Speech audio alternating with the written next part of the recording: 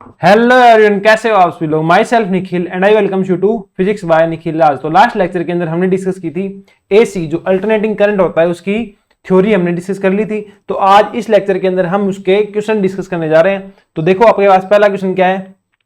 ये जो लेक्चर होने वाला है ये आपके लिए एनवीएस, केवीएस, चाहे ईएमआरएस पीजीटी हो, चाहे आपके पास आरपीएससी फर्स्ट ग्रेड हो, उनके लिए तो क्या है, बिल्कुल रामबाण है। ठीक है। इसके अलावा चाहे आप एचपीएससी की तैयारी कर रहे हैं, चाहे आप नीट दे रहे हैं, चाहे आप जेई दे रहे हैं, चाहे आप 11th-12th से में स्टडी कर रहे हैं, ठीक है ना, ये लेक्चर आप देख सकते हैं। ठीक है। इनके लिए ये लेक्चर 200% यूजफुल है। ठीक है ना, 200% मतलब ये तो इनको देखना ही देखना चाहिए, बिल्कुल मस्ट वाच लेक्चर है। पर जो नीट जेई और 11th-12th के स्टूडेंट है वो भी इस लेक्चर से काफी कुछ सीख सकते हैं। आप कह सकते हो जो एचटेट के स्टूडेंट है वो भी इससे काफी कुछ सीख सकते हैं। ठीक है। तो अपने पास देखो पहला क्वेश्चन डिस्कस करते हैं। An alternating voltage is represented as E is equal to 20 sin 300t। The average value of the voltage over one cycle will be. तो इसकी आपको क्या निकालनी है, एवरेज वैल्यू निकालनी है एक साइकिल के अंदर। अब आपने देखा कि जो एसी है इसका अगर आप ग्राफ बनाओ तो ये कैसे निकलेगा, कुछ इस तरीके से ग्राफ आएगा। फर्स्ट आप में क्या है, पॉजिटिव है, सेकंड आप में क्या है, नेगेटिव है। तो इसके जब भी आपको फुल सर्कल का ग्राफ निकालना पड़े, फुल जो साइकिल है उसका, फुल साइकिल के लिए एवरेज वैल्यू पूछी जाए तो एवरेज वैल्यू कितनी हो जाएगी, 0 हो जाएगी। जो एवरेज वैल्यू है वो पूरे साइकिल के लिए कितनी हो जाएगी, हमेशा 0 रहेगी। ठीक है। तो इसका आंसर क्या हो जाएगा, 0, option number A. Second question आप देखो, power dissipated in a LCR circuit connected to an AC source of EMFR। देखो एसी सोर्स आपके पास, उसके अंदर एलसीआर लगे हुए हैं। ठीक है ना, एल भी लगा है आपके साथ, सी भी लगा है और एक आर भी लगा है। इसके अंदर आपको पावर डिसिपेटेड पूछा है। ठीक है। तो यहां जो पावर होगी वो किसके अक्रॉस डिसिपेट होगी, इस रजिस्टर आर के अक्रॉस क्या होगी, डिसिपेट होगी, जिसका मान क्या होगा, P बराबर आई स्क्वायर आर। जो आई आएगी वो कैसे आएगी, आई आएगी V बटा आर, तो V स्क्वायर बटा आर क्या आएगा, आर आता है यहाँ पे R square plus XL minus XC. अगर एलसीआर सर्किट है तो इसका स्क्वायर और जो पूरा है इसका स्क्वायर प्लस आर का स्क्वायर, आर का स्क्वायर नहीं सॉरी, ई स्क्वायर बटा ये जेड था इसका स्क्वायर आ गया, तो ये आ गया आई स्क्वायर आर का आर। इसको सोल्व करोगे तो स्क्वायर से ये कट जाएगा, तो आपके पास ये आ गया E square into R divide by R square plus XL को क्या लिखोगे, ओमेगा एल। तो ओमेगा एल माइनस 1/XC को क्या लिखते हो आप, 1/ओमेगा सी। तो 1/ओमेगा सी का स्क्वायर। तो आपका आंसर क्या हो जाएगा, ऑप्शन नंबर 1 हो जाएगा यहाँ पे। नेक्स्ट क्वेश्चन आप देखो, एक विद्युत धारा में डीसी व एसी दोनों घटक है। An electric current has both DC and AC components. DC component of 8A and AC component is given as this. So RMS value of the resultant current is. कि जो आपका जो करंट है ना उसके अंदर क्या है, एसी भी है और डीसी भी है। तो आप आई को कैसे लिखोगे बताओ, पहले एसी लिख दो, एसी कितना है 6 sin ओमेगा टी, प्लस में डीसी लिख दो, डीसी कितना है आपके पास 8। तो आपको आईआरएमएस निकालना है। आईआरएमएस कैसे निकालोगे, इसका वर्ग करो वर्ग, उसके बाद माध्य, उसके बाद मूल मान जो आप लोगे वो आपके पास क्या आ जाएगा, आईआरएमएस आ जाएगा। रूट मीन स्क्वायर वैल्यू आपके पास ऐसे निकलेगी। तो ठीक है जी, इसका करो आप वर्ग, करो आप वर्ग करोगे तो पहले का वर्ग कैसे करोगे, वर्ग ऐसे करोगे ना, +8 वर्ग, इसका माध्य, इसका रूट, तो इसका स्क्वायर करो पहले, क्या होगा 6 का स्क्वायर 36 साइन ओमेगा टी है तो sine square omega T, plus 8 हुआ तो 64 plus 2 8 square 48 दूने 96 sign omega T, ये आ गया। अब क्या लेना है, इसका एवरेज लेना है, इसका माध्य लेना है। ठीक है। उसके बाद उसका रूट करेंगे, माध्य लोगे तो 36 का 36, आगे भी जगह पड़ी है तो आगे कर लेते हैं। माध्य लोगे तो किसी संख्या 36 है उसका माध्य कितना आएगा, 36 ही आएगा। Sine square omega T, sine square omega T की एवरेज वैल्यू कितनी होती है, 1/2, स्क्वायर वाले की 1/2, सिंपल की 0। 64 की एवरेज वैल्यू 64, और आपके पास जो ये 96 साइन ओमेगा टी है तो साइन ओमेगा टी की वैल्यू कितनी हो जाएगी, 0 हो जाएगी, है ना, 0 होगी ना। देखो ये कुछ इस तरीके से, तो इसकी और इसकी एवरेज कितनी आ जाएगी, 0। इसकी एवरेज 0 है, इसीलिए कुल साइकिल के अंदर जो एवरेज मान था किसका, पहले क्वेश्चन के अंदर V वाला, वो क्या हुआ था, 0 हुआ था। इसको सोल्व करो, ये कितना आएगा 18 दूने 36, तो ये कितना हो गया 64 10 74 और 8 82, तो रूट कितना आ गया, 82 आ गया आपके पास, रूट 82, 9 में 81 और 82, तो आंसर कितना आ जाएगा 9.05। नेक्स्ट क्वेश्चन आप देखो क्या है, E बराबर 100 sine omega T volt and I बराबर 100 sine 100 t plus pi by 3 ma are the instantaneous value of the voltage and the current, then the RMS value of the voltage and the current are respectively. RMS value आप किसकी निकालो, voltage की निकालो, और RMS value आप current की निकालो। तो किस तरीके से निकलेगी, देखो इसको कंपेयर करो, ये क्या है E नोट है, इसको कंपेयर करो, ये क्या है I नोट है। तो RMS वैल्यू निकालो, RMS वैल्यू कैसे आएगी, आप निकालो भाई। RMS वैल्यू आप देखो, ये जो आपके पास E नोट होता है ये है मैक्सिमम वैल्यू। अब मैक्सिमम वैल्यू के अंदर जब आप √2 का भाग दे दोगे तो आपके पास क्या आ जाएगा, ERMS आ जाएगा। तो भाग दो 100 बटा √2 कितना होता है 1.414, इसका भाग दोगे तो ये बनेगा 70.7। तो ये तो आ गया 70.7 वोल्ट। यहाँ पे भी सेम ही आएगा, पर यहाँ पे देखो क्या है मिली एम्पियर, तो यहाँ क्या बनेगा 70.7 मिली एम्पियर। ठीक है, नेक्स्ट क्वेश्चन आप देखो।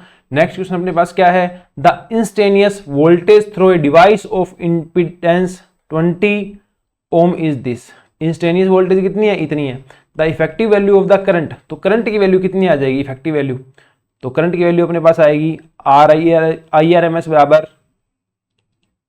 VRMS बटा R। I बराबर क्या होता है V बटा R, तो आप VRMS लिखो, ये आपको मैक्सिमम वैल्यू दी गई है। ठीक है, तो आप VRMS कैसे लिखोगे 80 बटा √2, ये VRMS वैल्यू आ गई। यहाँ क्या है 20 है, काटो 20 दूने 20 चौके 80, अब 4 बटा 1.4 तो 14 आती है 42, तो लगभग 2.828 एम्पियर। ये आपके पास क्या आ गई, इफेक्टिव वैल्यू ऑफ करंट आ गई। समझ गए ना आप, जब आपको सिंपल पूछा है ना कि धारा का मान निकालो या वोल्टेज का मान निकालो, तो वहां आपसे वो क्या निकलवाना चाहते हैं, IRMS या VRMS पूछना चाहते हैं। ठीक है, 2.828 एम्पियर। नेक्स्ट क्वेश्चन देखो, नेक्स्ट क्वेश्चन क्या है आपके पास, a lamp consumes only 50% of peak power in AC। Peak power जो होती है ना उसका 50% ही कंज्यूम करता है। What is the phase difference between the applied voltage and the current circuit. देखो जो पावर होती है वो क्या होती है, VRMS IRMS cos phi, equation number 1। दूसरा क्या बोल रहा है, 50% of peak power. Peak power कितनी होती है, मतलब P मैक्सिमम। P मैक्सिमम कितनी होती है आपके पास, VRMS IRMS होती है पीक पावर। ये क्या कह रहा है, ये कह रहा है कि 50% पीक पावर का 50% ही, मतलब जो P है ना वो आपके पास कितना है, P मैक्सिमम बाय 2 है। ओके, VRMS IRMS और cos फाई, तो P मैक्सिमम का मान लिख दो, कितना आ जाएगा IRMS VRMS बटा 2। काटो, इसको इससे काटा, VRMS को VRMS से काटा, cos फाई बराबर क्या आ जाएगा 1/2। cos फाई 1/2 है, मतलब कितना आ गया, फाई का मान आ गया π/3। तो जो आपके पास फेज डिफरेंस था वो कितना आया, π/3। नेक्स्ट क्वेश्चन देखो, if an AC main supply is given to be this. AC main supply है, उसकी वोल्टेज कितनी है, इतनी है। What would be the average EMF during a positive half cycle. क्या पूछा है, पॉजिटिव हाफ साइकिल है तो ये 0 नहीं हो सकता, तो ये होगा आपके पास 2/π इंटू V नोट। ओके, तो निकालो 2/3.14 गुणा V नोट कितना है 220 है। देख लेता हूं क्या मैंने सूत्र सही लगाया है, क्या बिल्कुल सही लगाया है। ठीक है ना, अगर आपको पॉजिटिव हाफ साइकिल में क्या होगा, पॉजिटिव हाफ साइकिल में ये आएगा, नेगेटिव हाफ साइकिल में ये आएगा, टोटल करोगे तो कितना आ जाएगा, मतलब पूरे हाफ साइकिल में 0 आ जाएगा एवरेज। ठीक है ना, तो प्लस हाफ साइकिल के अंदर जो एवरेज मान है वो इतना आएगा। करंट के लिए भी आपको निकालना होता तो कितना आता, 2 गुणा I नोट बटा पाई आ जाता। तो यहां निकालो, ये कैलकुलेशन आप खुद से कर लेंगे ना, या मैं करवाऊं, चलो मैं करवा देता हूं। 440 बटा 3.14, 14 × 42 तो 140 के लगभग आएगा। 14 × 42 140, 14 × 42 होता है क्या, होता तो है, तो मैं ऐसे ही करवा रहा हूं क्या, 220 V नोट चाहिए। देखो क्या बोला है, ये 220 है, 220 है ना, तो ये आपके पास VRMS है, समझ रहे हो ना आप, ये आपको 220 एक वैल्यू दे दी ना, वो आपके पास VRMS है, तो इसे V नोट निकालो, तो इसे V नोट क्या निकलेगा, इसके रूट में 2 और आएगा।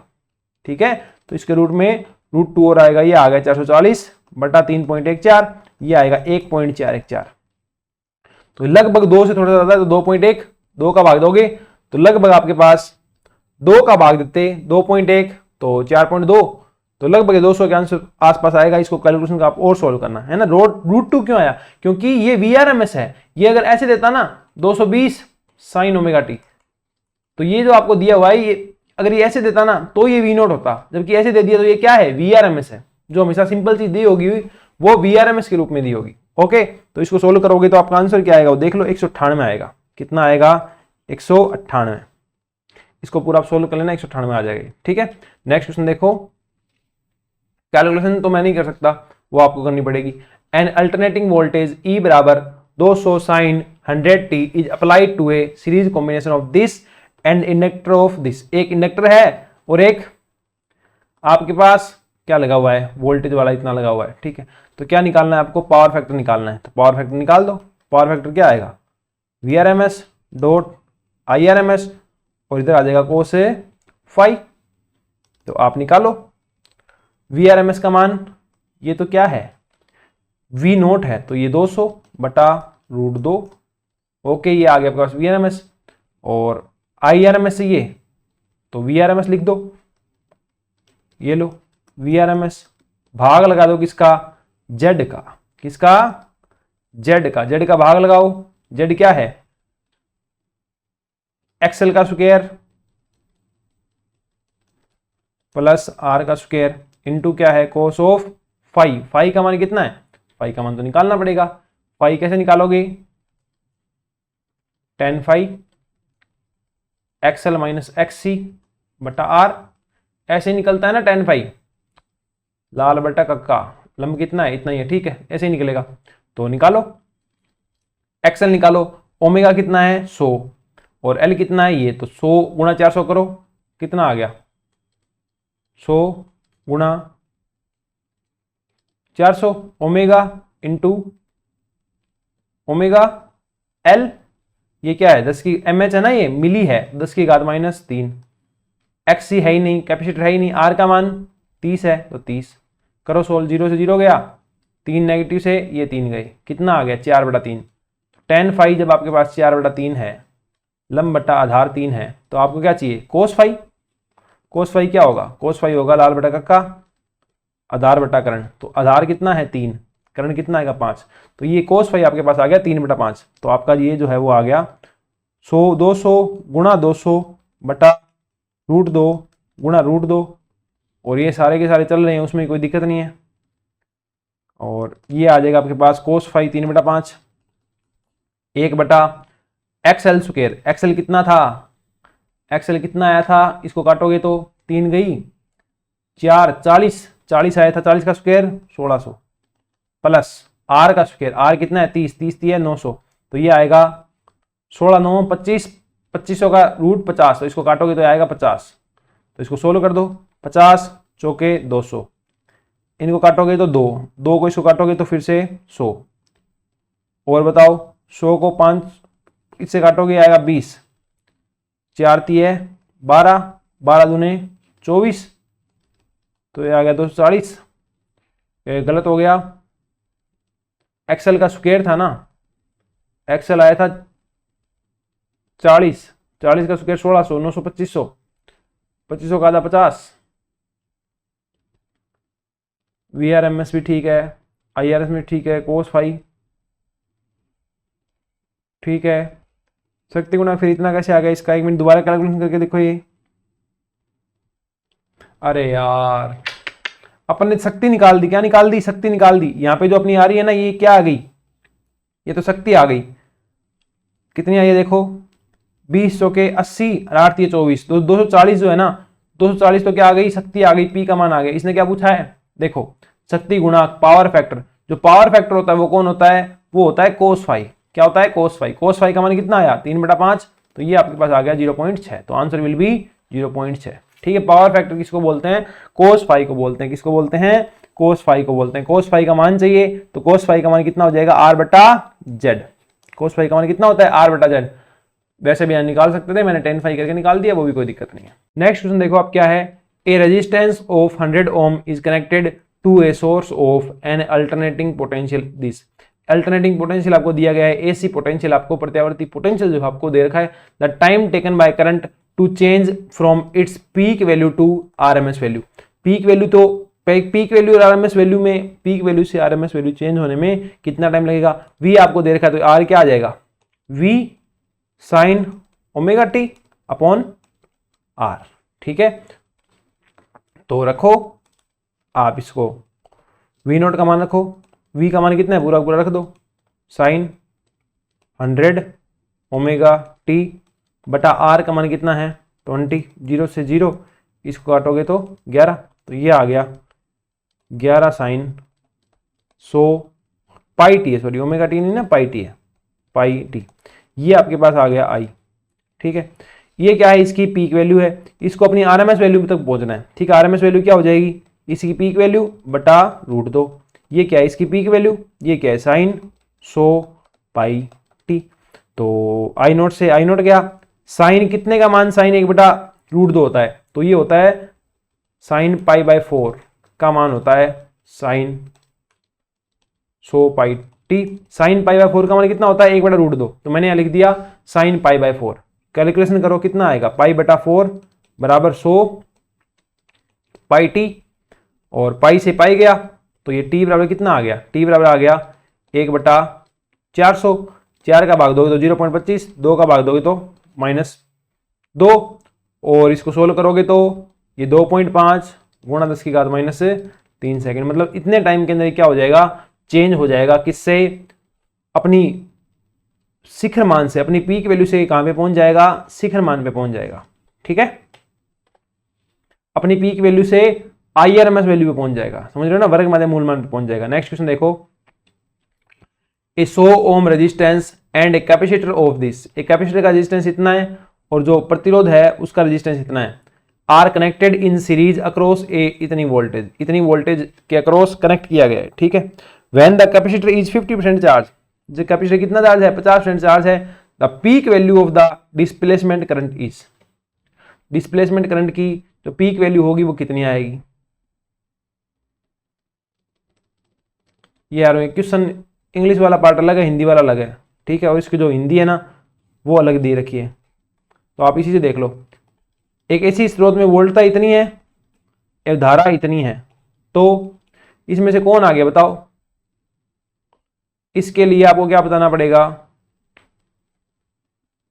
दोनों ही साइन में कोई दिक्कत नहीं है, इसका मतलब ये पाई बाय 6 है। इसमें देखो आगे कौन है, V पीछे है, I आगे है, तो अपने पास कह दो I आगे है, पाई बाय 6 तो ये आगे है, पाई बाय 6 तो यहाँ आगे है, और पाई बाय 6 ये पीछे है। इसमें होता क्या है, इसको अगर आप ∅1 मानो कि प्लस ∅1, इसको प्लस ∅2 मानो तो कितना हो गया, ∅1 बराबर कितना आ गया पाई बटा 6, और ∅2 बराबर कितना आ गया पाई बटा -पाई/6। तो टोटल जो फेज डिफरेंस होगा, डेल्टा फाई कह दो या फाई कह दो, वो आएगा ∅1 माइनस का ∅2 पाई/6 माइनस का -पाई/6, तो ये हो जाएगा पाई/3। तो आपका जो आंसर आएगा वो कितना आएगा, आगे कौन है, धारा आगे है, कौन है, धारा आगे, धारा वोल्टता से पाई/3 मतलब 60 डिग्री से अनुगामी है, आगे है। ठीक है,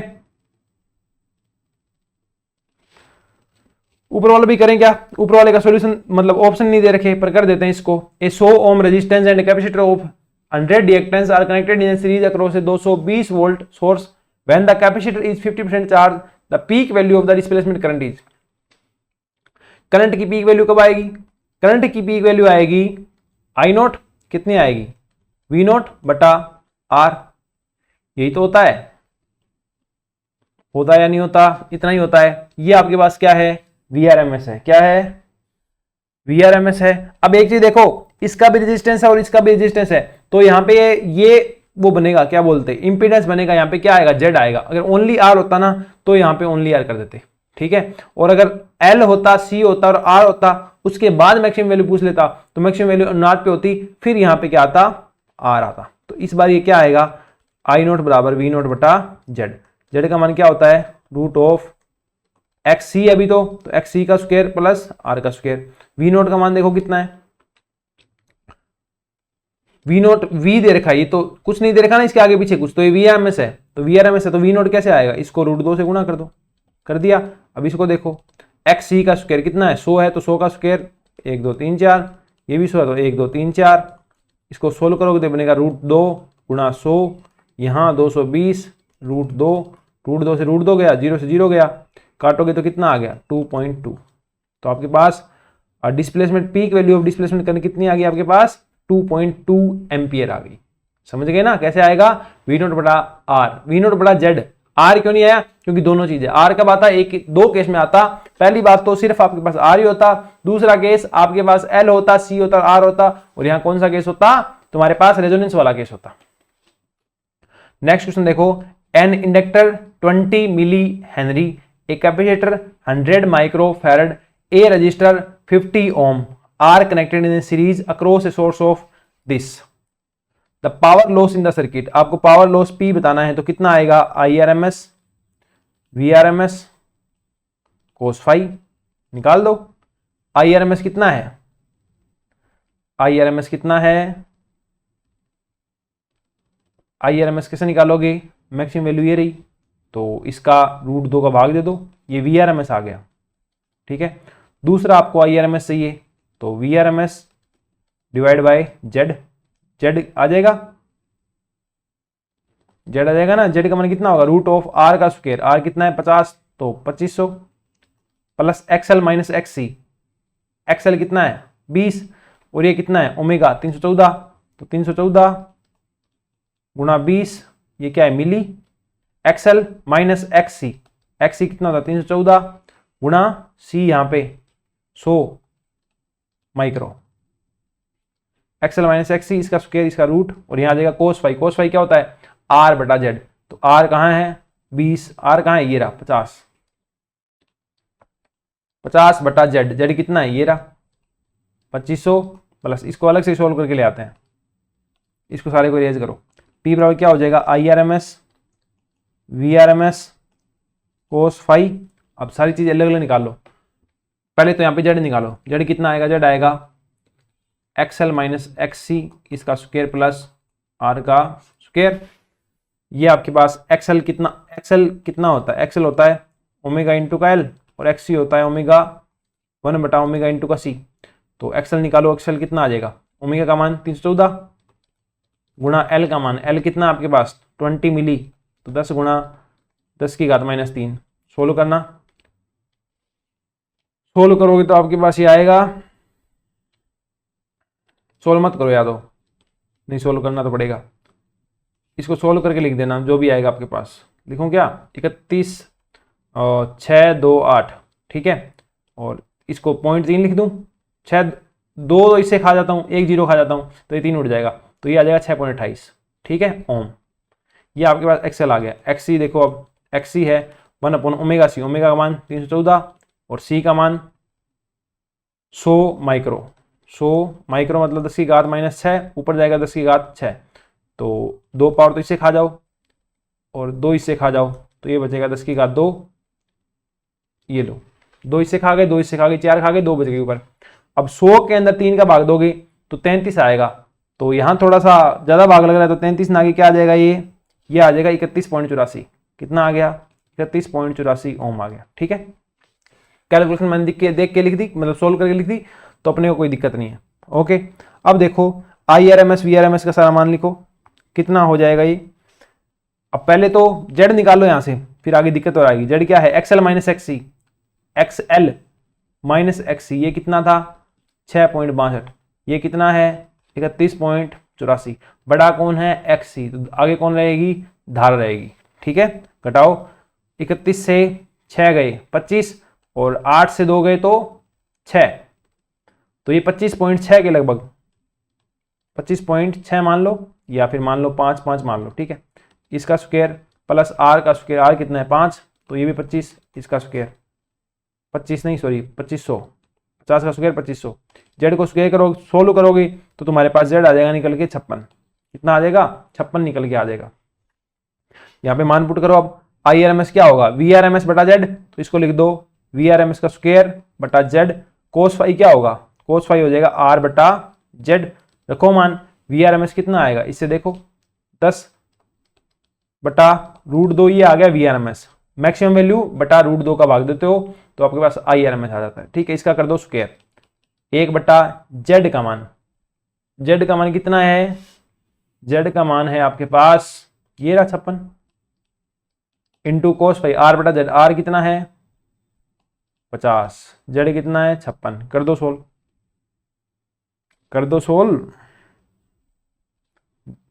इसको सोल्व करोगे तो अपने पास निकल के कितना आएगा, ये आएगा आपके पास 0.79 वोट। तो ये कितना आ गया अपने पास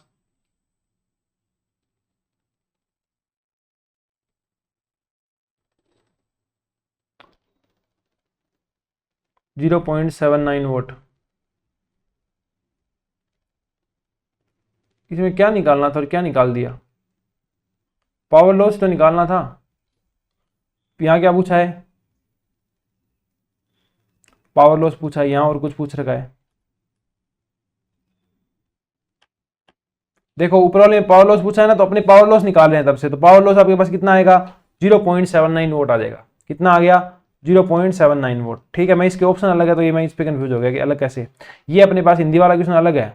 ठीक है ना, होता क्या है दोनों बुक के अंदर कई बार जिन बुक से क्वेश्चन लेते हैं उनके हिंदी मीडियम और इंग्लिश मीडियम में अलग अलग क्वेश्चन होते हैं, तो कोई बात नहीं, दो कर लो आप। इसका आंसर कितना आ गया 0.79 आ गया वोट। ठीक है, नेक्स्ट देखो 100 ओम का एक प्रतिरोध, 50 ओम के प्रतिरोध का एक संधारित्र 220 वोल्ट के स्रोत से श्रेणी क्रम में जुड़ा हुआ है। संधारित्र के 50% आवेशित होने पर विस्थापन धारा का शिखर मान होगा, विस्थापन धारा का शिखर मान होगा। शिखर मान अभी भी निकाला था ना, ये रहा question. Peak value of the displacement current यहाँ पे निकाली थी, कितनी आई थी 2.2 आई थी, है ना।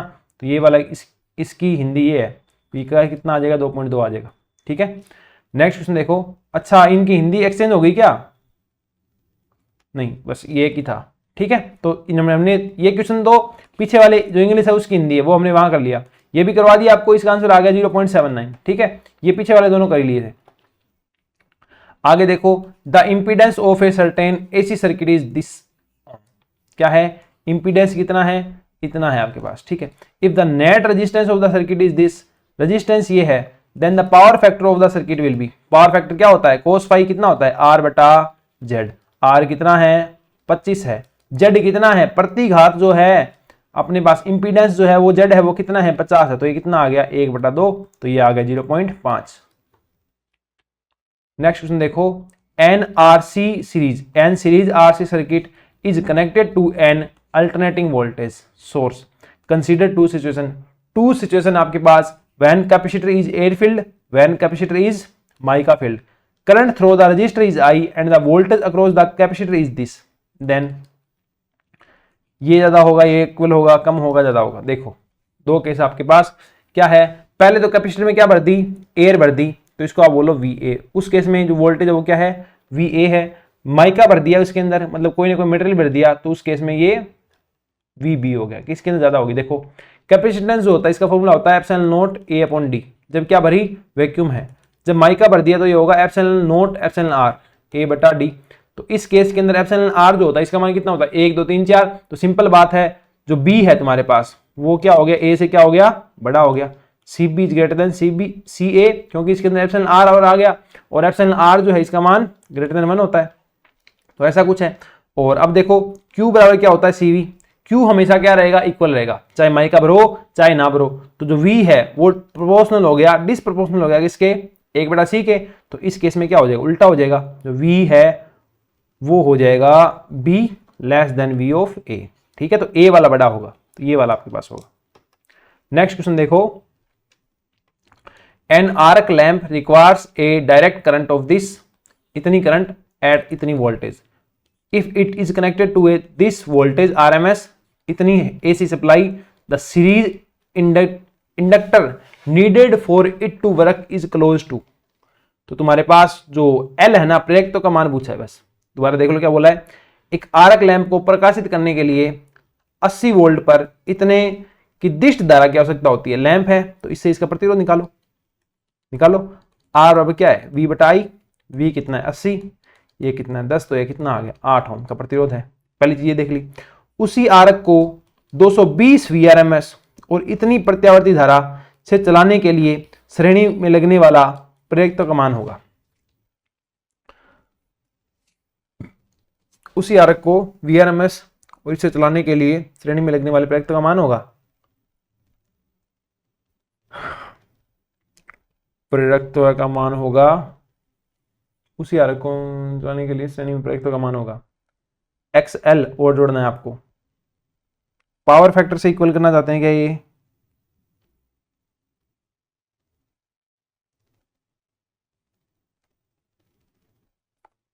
उसी आरक को 220 चलाने के लिए श्रेणी में लगने वाले प्रयुक्त का मान होगा।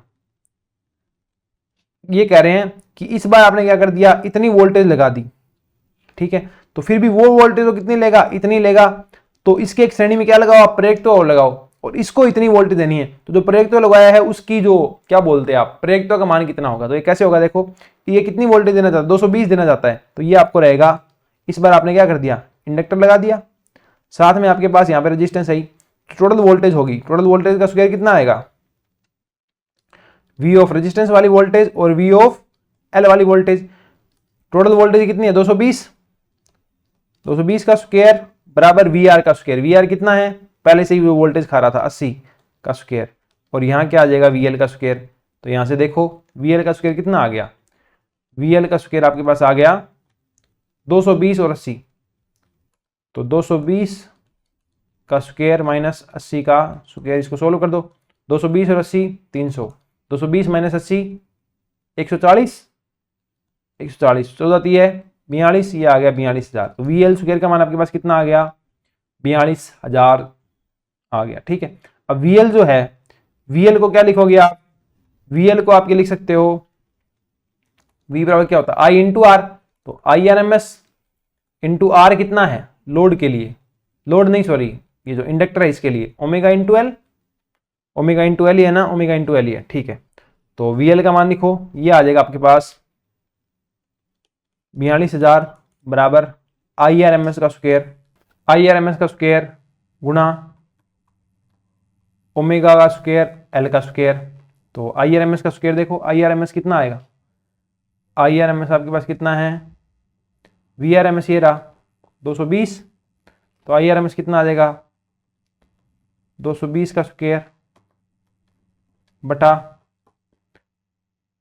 Z का मान लगेगा, Z का मान लगेगा तो कितना आएगा R square plus omega L इसका स्क्वायर, यहाँ कितना है ओमेगा का स्क्वायर और एल का स्क्वायर, यहाँ कितना है 42,000, इसका क्या था स्क्वायर था, नीचे Z का भी क्या आएगा स्क्वायर आएगा, सोल्व करोगे तो आएगा 42,000 बराबर 220 का स्क्वायर बटा Z का स्क्वायर करोगे तो R square plus omega L का स्क्वायर। R की वैल्यू आपके पास है, देख सकते हो R की वैल्यू निकाली थी ना, 8 थी आपके पास, यहाँ है ओमेगा एल की स्क्वायर, और सोल्व करोगे इसको, आगे सोल्व कर लेना, कर लोगे ना, आगे सोल्व कर लोगे, R का मान 8 रखोगे 64 आ जाएगा, इसका भाग दे दोगे तो ये बनेगा 42,000 बराबर 220 का स्क्वायर बटा 64 बटा ओमेगा एल का स्क्वायर प्लस 1। इसको सोल्व कर देना, आपके पास एल का मान आ जाएगा, ओमेगा का मान आपके पास है ही ऑलरेडी कितना 20 हर्ट्ज फ्रीक्वेंसी है, ठीक है। तो ओमेगा आपके पास आ जाएगा 2 पाई एफ 2 गुणा 3.14 गुणा 50 थी या 20 थी, 50 थी, तो 50 एफ का मान हो गया, तो ये आपके पास ओमेगा आ जाएगा, ओमेगा का मान रख देना, एल का मान यहाँ से निकाल लेना, ठीक है। आपका इक्वेशन जो है वो सोल्व हो जाएगा।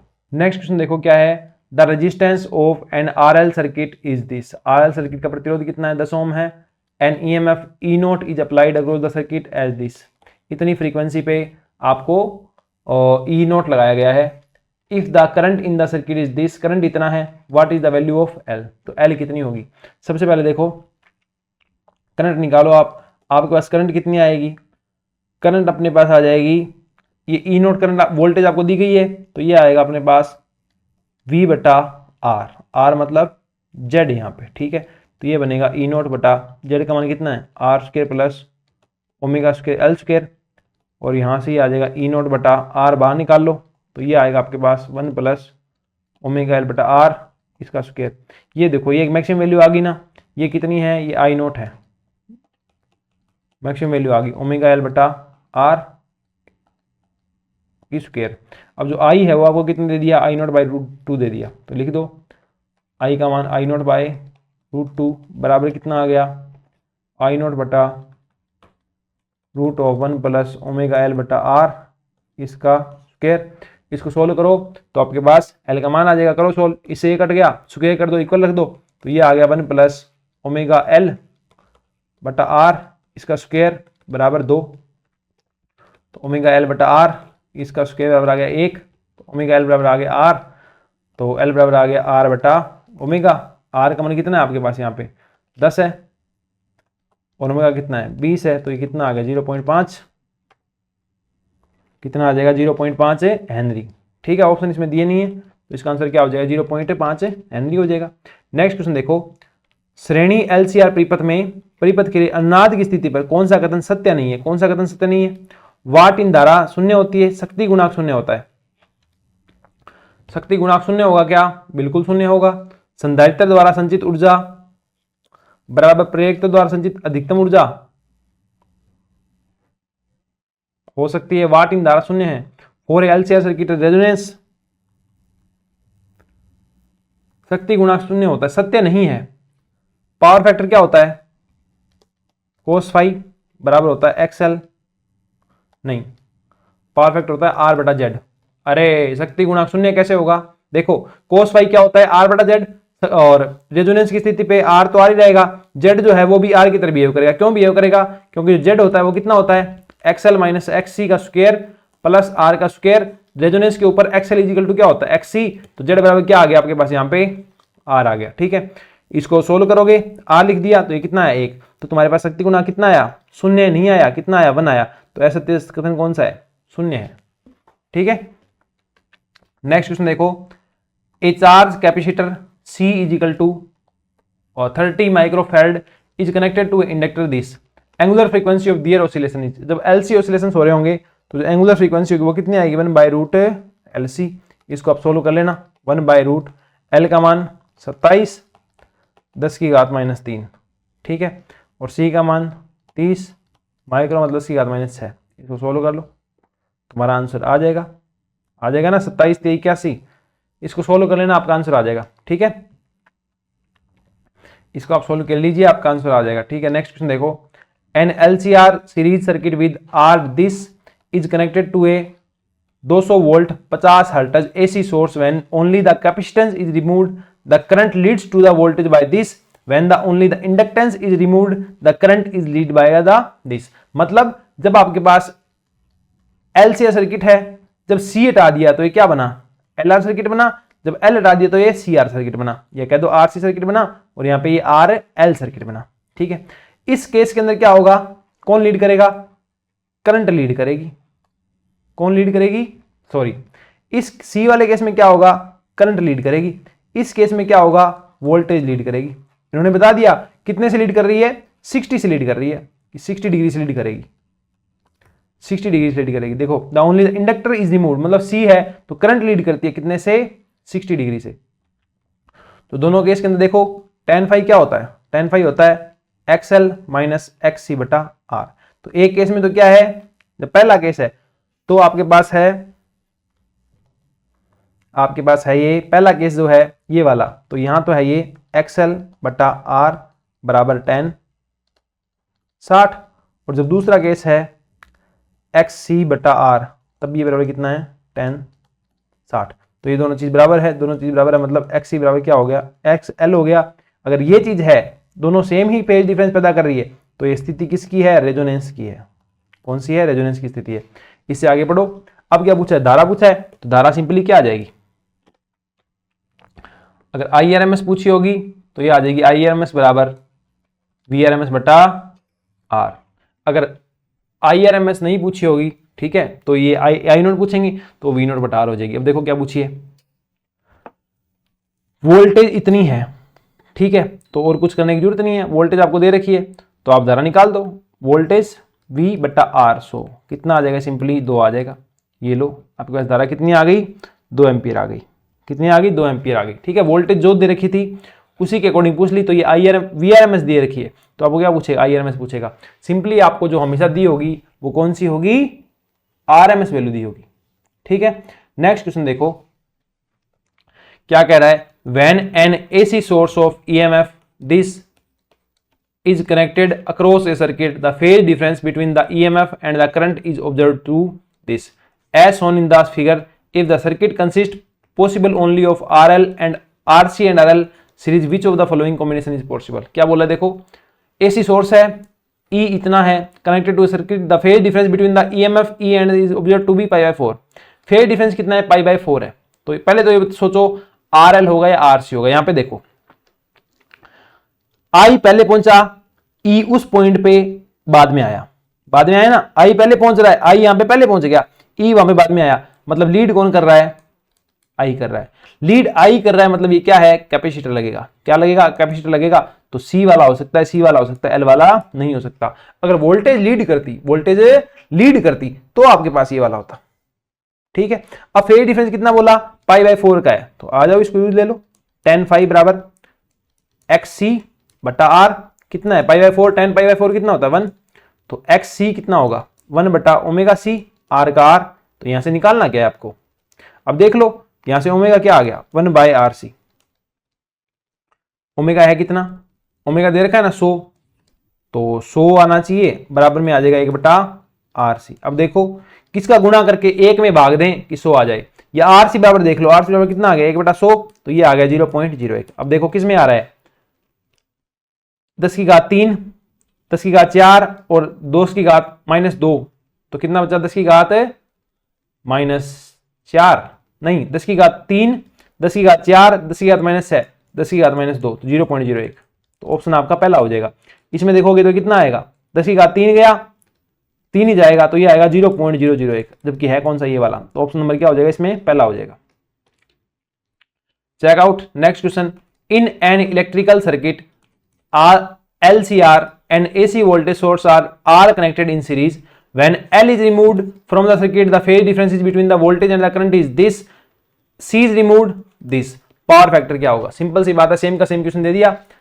XL और XC क्या होंगे, इक्वल होंगे, इक्वल होंगे तो आपका जो Z होगा वो किसके इक्वल आएगा, R के इक्वल आएगा।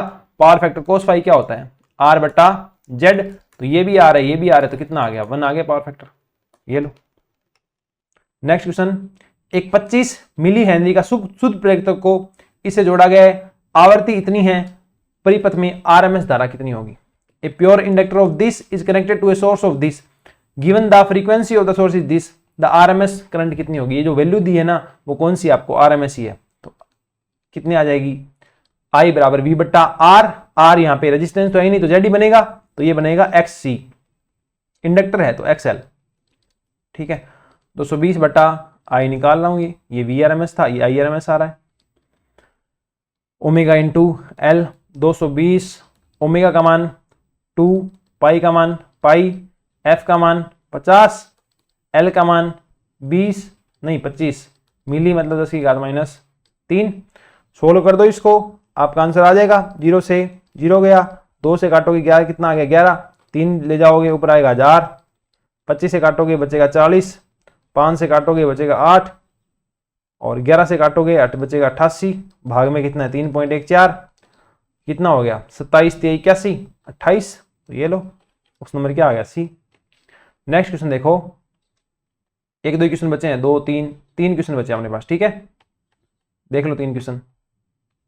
नेक्स्ट क्वेश्चन क्या है, इन एन इलेक्ट्रिकल सर्किट RLC, ये तो सेम का सेम ही क्वेश्चन आ गया, अभी भी किया था ना ये, इसका आंसर कितना आया था π/3 1 आया था अपने पास। ये देखो सेम ही क्वेश्चन, ये वाला सेम ही क्वेश्चन है ये, तो यही हो जाएगा।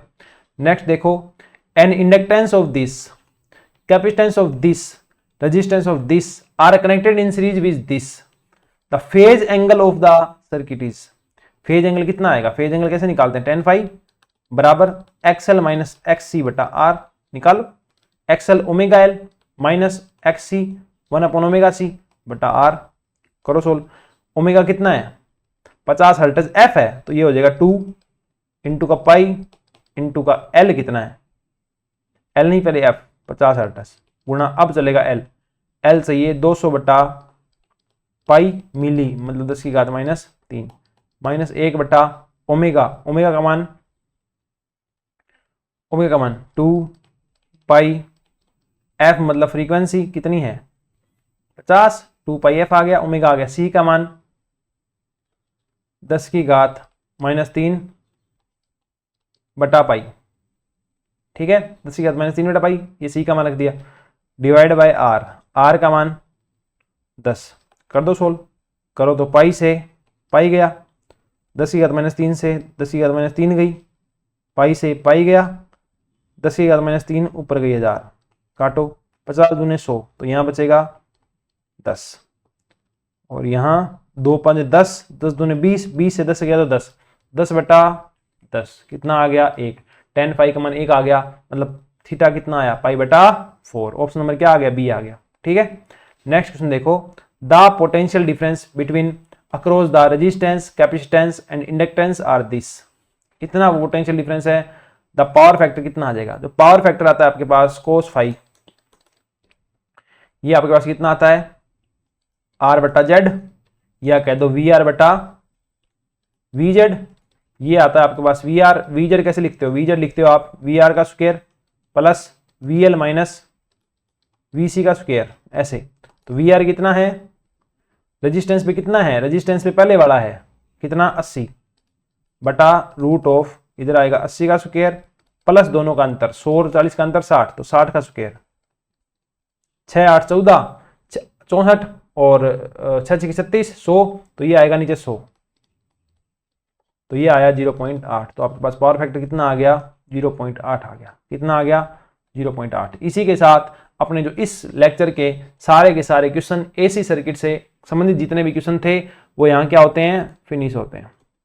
ठीक है, उम्मीद करता हूँ आपको सारे क्वेश्चन समझ में आए होंगे। नहीं समझ में आए तो थोड़ा सा बैक करके देख लेना है ना, एक क्वेश्चन को 2 बार भी देखना पड़ सकता है, कोई बड़ी बात नहीं है। इसके शॉर्ट नोट बना लेना, ये क्वेश्चन कॉपी में सोल्व कर लेना, और इसके अलावा इसकी पीडीएफ जो है वो मैं टेलीग्राम के चैनल के ऊपर अपलोड कर ही दूंगा, वहां से आप ज्वाइन कर लीजिए, और डिस्क्रिप्शन से टेलीग्राम ग्रुप ज्वाइन कर लीजिए, टेलीग्राम डिस्कशन ग्रुप ज्वाइन कर लीजिए, टेलीग्राम चैनल ज्वाइन कर लीजिए, और वहां पे पीडीएफ वगैरह सब आपको मिल जाएगी। ठीक है, सबसे पहले तो अपने चैनल के ऊपर 1000 सब्सक्राइबर हो चुके हैं। ठीक है, उसके लिए आपका बहुत बहुत धन्यवाद, आपने इस एक नए चैनल को 1000 सब्सक्राइबर तक पहुंचाया। उम्मीद करता हूं आपका साथ ऐसे बना रहेगा, और मैं इस चैनल के ऊपर और अच्छा कंटेंट फिजिक्स से रिलेटेड लेके आता रहूंगा। ठीक है ना, अभी अपने पास सिर्फ पीजीटी फिजिक्स का ही कंटेंट आ रहा है, थोड़े टाइम में अपने ट्राई करेंगे कि एक नई सीरीज नेट के लिए भी शुरू की जाए। ठीक है, तब तक देखते रहिए फिजिक्स बाय निखिल राज को, और अपना साथ बनाए रखिए। ओके, मिलते हैं नेक्स्ट लेक्चर में, तब तक के लिए thank you, bye bye, take care, bye.